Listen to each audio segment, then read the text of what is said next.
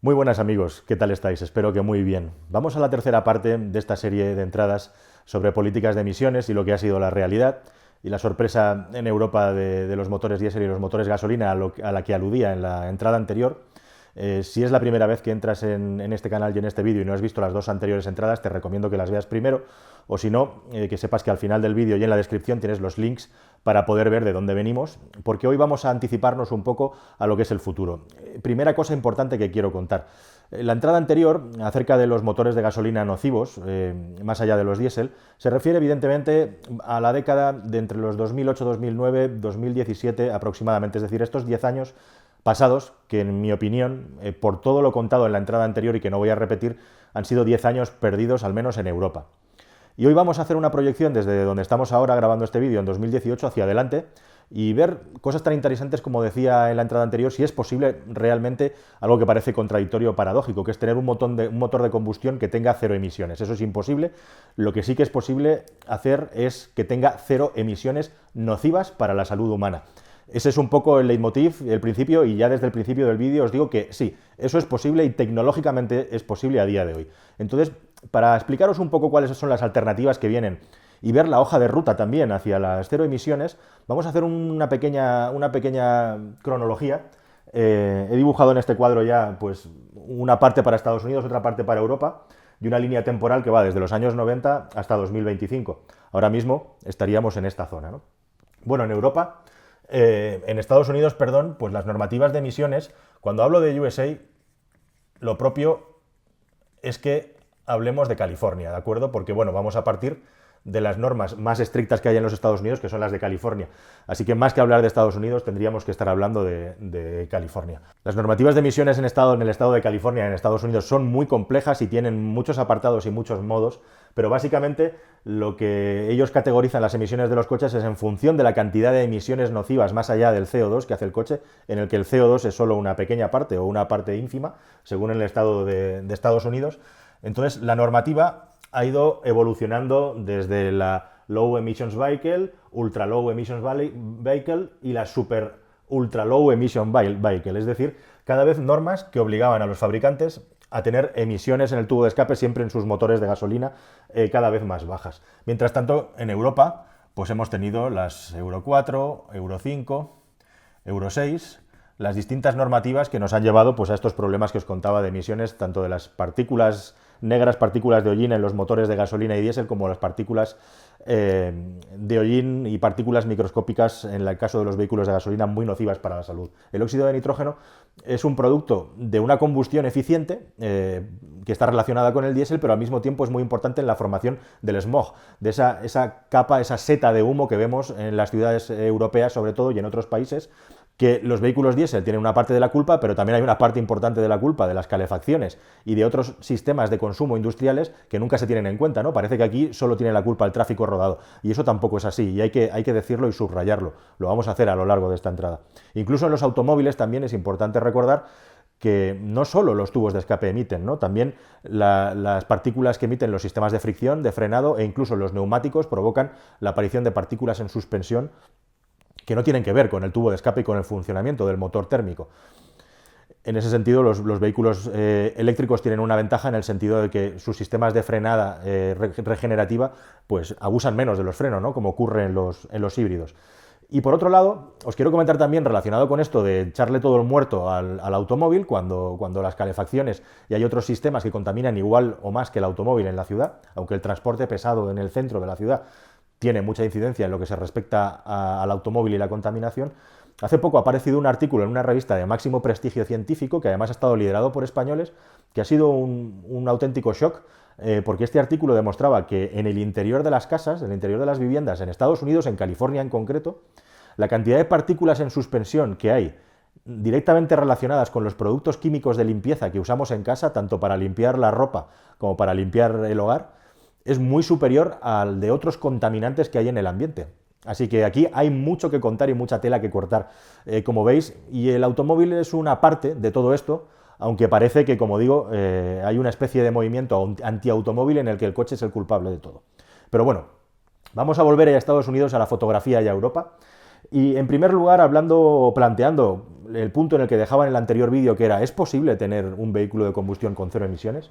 Pues en primer lugar os quería hablar de un tipo de automóvil muy interesante que hay en Estados Unidos, una categoría, que es la de Partial Zero Emission Vehicle. Un motor de combustión con emisiones contaminantes cero parcialmente. ¿Qué es eso de parcialmente? Bueno, en primer lugar, deciros que esto no es algo nuevo.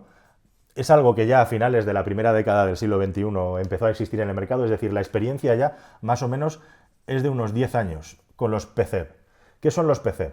Pues son unos vehículos que tienen que cumplir con 3 estándares, con 3 principios, y es muy interesante el cumplimiento de estos principios porque demuestra que el Estado de California sí se toma muy en serio realmente el asunto de las emisiones, mientras que en Europa hemos estado bastante más sometidos a los intereses de la industria del automóvil. Porque los vehículos PCEV tienen que cumplir con la normativa SULEP de emisiones, ese sería el punto 1. 1. Ser un vehículo SULEP, es decir, Super Ultra Low Emissions Vehicle. ¿Qué es un SULEP? Pues es un vehículo que emite un 90% menos que las categorías anteriores, que el promedio de vehículos de gasolina, podríamos decir, de años anteriores.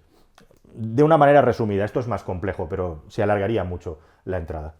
Y en segundo lugar, estos vehículos, la parte más importante que tienen es que están trabajados para que no haya, vamos a hacerlo con una flechita, fugas de gasolina mientras el coche está parado. Básicamente, en un PCEV se trabaja en 4 componentes del automóvil de combustión y 2 de ellos están relacionados con el automóvil cuando está parado e incluso cuando está apagado. ¿Por qué? Porque cuando está parado y apagado puede haber fugas de gases de la gasolina, tanto de gases de escape como de la gasolina. Estas fugas pueden ocurrir por un retorno en los inyectores o porque por los conductos de admisión durante un tiempo, mientras el vehículo está apagado, salen vapores de gasolina. Entonces, se incide en los sistemas, digamos, de filtración del automóvil con componentes nuevos, con carbono y de más calidad para que sea imposible que por los conductos de admisión se escapen gases de la gasolina. Y por otro lado, los inyectores también tienen un sistema que lo cierra para evitar que a través de los cilindros y los inyectores los restos de gasolina se puedan evaporar o gases que hay directamente en el motor se puedan evaporar. Así que de alguna manera este vehículo tiene el motor sellado completamente. Y por otro lado, para conseguir unas emisiones prácticamente nulas de partículas contaminantes o de elementos contaminantes para la salud humana, se trabaja en la gestión del motor, haciendo que el motor se caliente antes y que la programación esté diseñada más para menos emisiones que para rendimientos extremos, para mucha potencia. Eso sería un primer punto. Y en segundo punto, lleva unos catalizadores específicos que están también colocados más cerca del motor para hacer una limpieza extra más profunda de lo que haría un catalizador normal, de tal manera que lo que sale por el tubo de escape es algo realmente limpio. Cuando digo realmente limpio, está demostrado que en algunos ambientes contaminados un vehículo PCEV puede sacar por el tubo de escape un aire más limpio que el aire que está entrando por la toma de admisión. Cuando digo un aire más limpio, hablamos e incidimos sobre todo en los óxidos de nitrógeno, aunque también es muy limpio en cuanto a partículas, porque en Estados Unidos lo que preocupa sobre todo son los óxidos de nitrógeno, que son los que provocan el smog, que reacciona con los rayos del sol y se crea esa capa negra, oscura, fea, que además, aparte de ser fea, sobre todo es muy irritante y problemática para las alergias y para los pulmones en general. Pero además son motores, como digo, muy limpios en cuanto a la emisión de partículas y como además no son motores que tengan rendimientos espectaculares, esos problemas de mala combustión que os explicaba con los motores downsize miniaturizados o con los motores de baja cilindrada y turbos con mucha potencia específica no existen. Así que son motores realmente limpios. Pero es que hay un tercer punto, y aquí muchos de vosotros lo habéis comentado en entradas anteriores, y tenéis toda la razón, y es un punto fundamental, por lo que digo que en Estados Unidos se toman la salud de las personas muy en serio, que es el tema de la fiabilidad. En el caso de los vehículos PCEV de gasolina, tienen que estar garantizados todos estos sistemas por 10 años o 150.000 millas, lo que nos va más allá de los 200.000 kilómetros, por ley. Esto, como veis, choca bastante con el asunto de los motores diésel, los calamares que tenemos circulando por Europa, echando un montón de humo, y el problema de circular con vehículos que ya no cumplen sus componentes con los estándares con los que fueron homologados. Por un lado, se homologaron con unos sistemas que no son asumibles en el mundo real, que no tienen una correlación con el mundo real, y por otro lado, la fiabilidad de los sistemas de descontaminación de los vehículos europeos se ha demostrado que no aguantan el paso de los años. Si eso le sumas además un parque completamente envejecido, y aquí dejadme decir que la gente se mueve por ahí con coches viejos y con coches que no cumplen con las normativas porque no se pueden comprar uno nuevo también. O sea, si todos tuviéramos dinero para comprar o poder alquilar coches limpios, creo que la mayoría lo haríamos. Nadie va por ahí por su gusto echando humo con un calomar. Aunque también es cierto, también digo que hay mucha irresponsabilidad por parte de personas que simplemente no se quieren gastar el dinero en el mantenimiento de su coche porque no lo consideran. Pero vamos a considerar también que una parte importante de la sociedad no tiene acceso al dinero suficiente para poder comprar sus coches. Y eso en España lo hemos visto, puesto que hemos sido uno de los países más atacados por la crisis. Pero lo que me parece realmente interesante de los PCEV es esta visión, digamos, global, en el que la fiabilidad de los componentes de descontaminación tienen que estar garantizados por un tiempo suficiente que prácticamente cubre toda la vida útil de un vehículo. Os decía 10 años o 150.000 millas, pero es que en el caso de los vehículos que tienen una variación del PCEV, que son los híbridos, el sistema de baterías tiene que estar garantizado de fábrica por 15 años, nada más y nada menos. Y otras 150.000 millas, lo que primero ocurra. Así que no solo están obligando al fabricante a salir con unos estándares de contaminación muy determinados y muy concretos y muy bien pautados y muy bien medidos, sino que además están exigiendo que en las pruebas que se van a hacer durante el resto de la vida útil del coche estos sistemas estén funcionando bien. Y eso evidentemente, pues como os digo, en Europa pues no ha pasado y además, pues con el cachondeo que tenemos aquí de las ITVs, ¿verdad? Que bueno, pues va mejorando poco a poco, pero que la sensación que uno tiene es que es un sistema recaudatorio también para dar dinero a amiguetes más que para garantizar la seguridad del parque móvil. Bueno, pues este es el dibujo y estos son los vehículos PCEV que, como os digo, en algunos lugares se comenta que pueden sacar por el tubo de escape gases más limpios que los que entran por la admisión. Evidentemente, todo no es perfecto. ¿Y en qué falla esto? Bueno, pues en el CO2. Es curioso como en Estados Unidos los europeos siempre hemos mirado un poco por encima del hombro, ¿no? La superioridad técnica en cuanto al desarrollo de motores, y los americanos, que normalmente son los que se suelen complicar la vida con la ingeniería, lo han hecho más sencillo, en el sentido de que no han apostado por tecnologías complejas para mantener el rendimiento. Aquí le damos mucha importancia. En Estados Unidos son más relajados con las cilindradas y con la potencia específica de los motores y se han centrado más en el tema de la salud pública, sobre todo, como digo, en el estado de California. Mientras tanto, en Europa, ¿qué pasa? Bueno, pues que en toda la década, desde el 10, hasta el 20, pues hemos estado coexistiendo con los motores sucios diésel y los motores sucios de gasolina por todo lo que os he contado. Todo esto que os contaba en la entrada número 2 se refiere, por supuesto, a problemas de los automóviles que han llegado hasta aquí.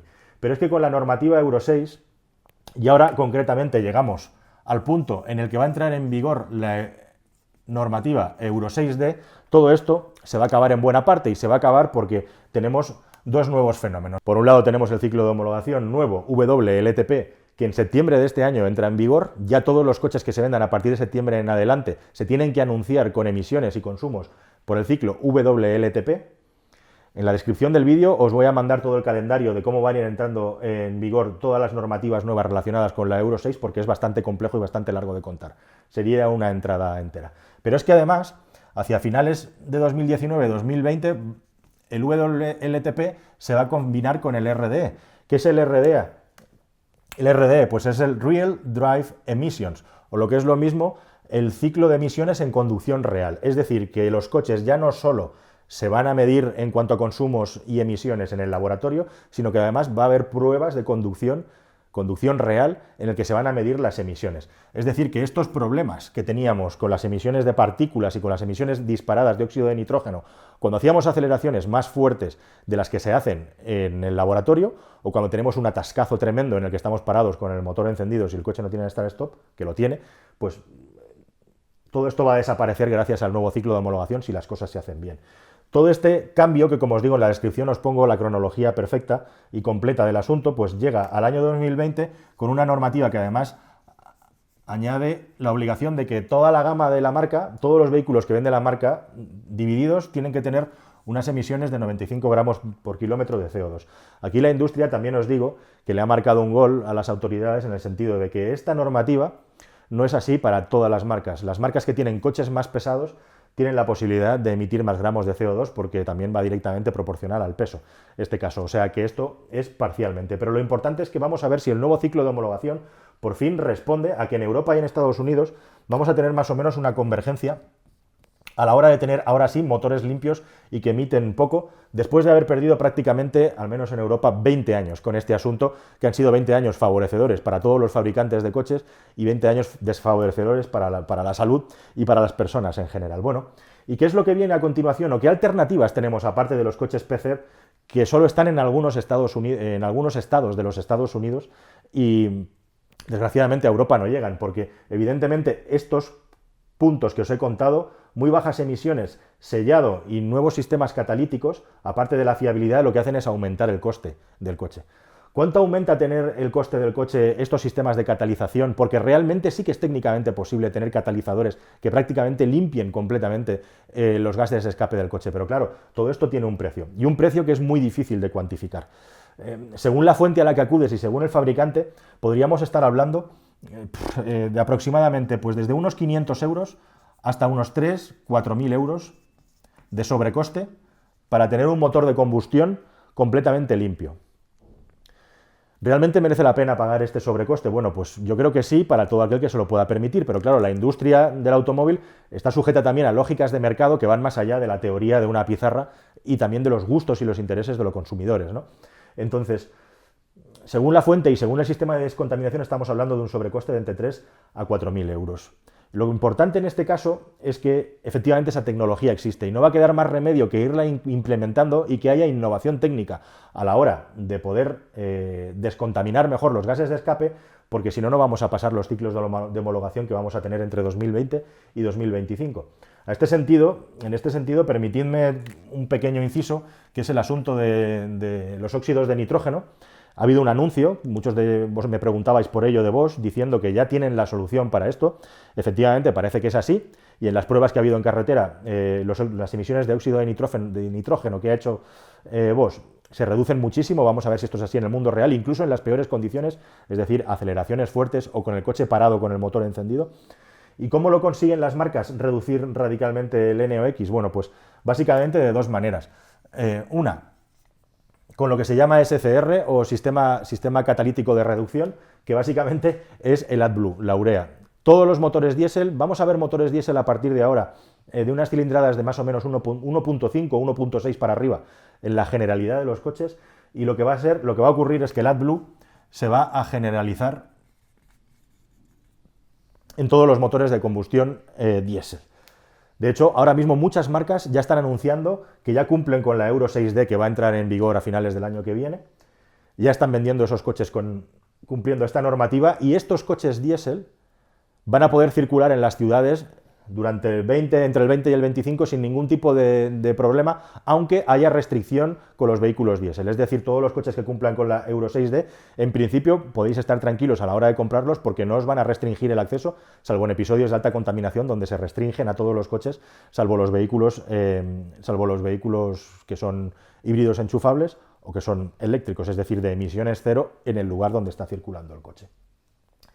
Lo que ha anunciado además Bosch, como digo, es un sistema nuevo que captura mucho mejor los óxidos de nitrógeno. Qué casualidad que ahora lo anuncie, y además dice que lo hacen, y esto es por eso digo qué casualidad, sin cambiar los componentes que ya tienen. Entonces, ¿esto cómo es? Bueno, pues básicamente, por resumirlo mucho, hay dos cuestiones. Por un lado está que los sistemas de tratamiento de los gases cada vez están más cerca de lo que es el bloque de motor, de lo que es la expulsión de gases, para que sea más efectivo su tratamiento, al igual que los sistemas que recuperan energía del motor, como pueden ser los sistemas turbo.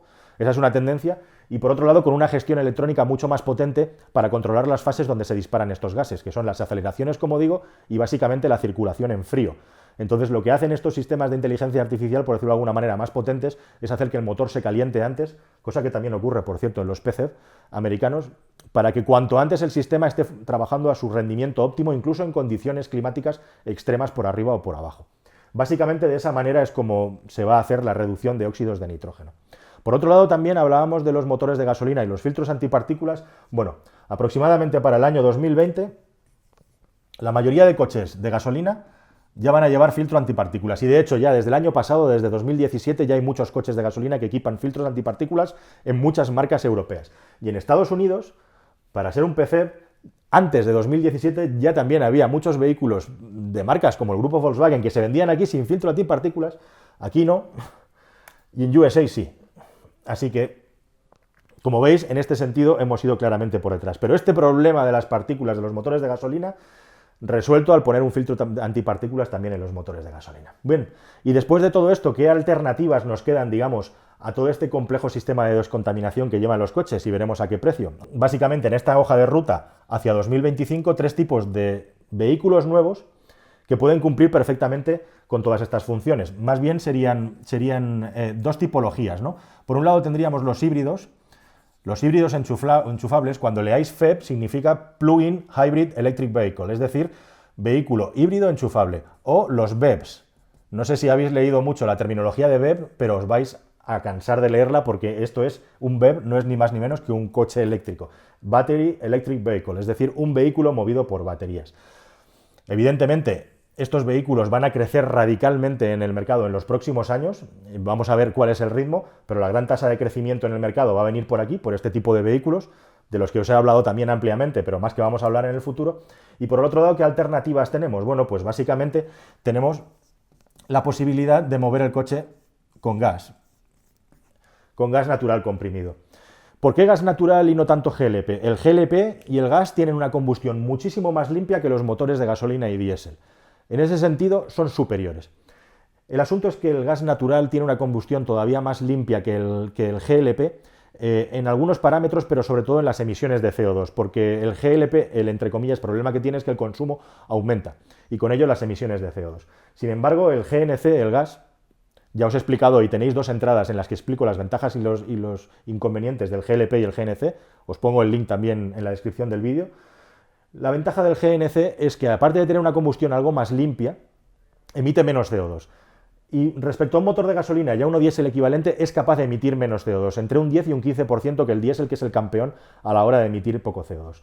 Entonces, además, en un vehículo movido por GNC, todo el asunto este de las partículas nocivas para la salud directamente se elimina. Es decir, el número de partículas en suspensión que echa un vehículo con GNC es prácticamente despreciable. Según donde leas la literatura científica o técnica, se te habla entre un 95 y un 100% libre de partículas. Prácticamente se eliminan del todo.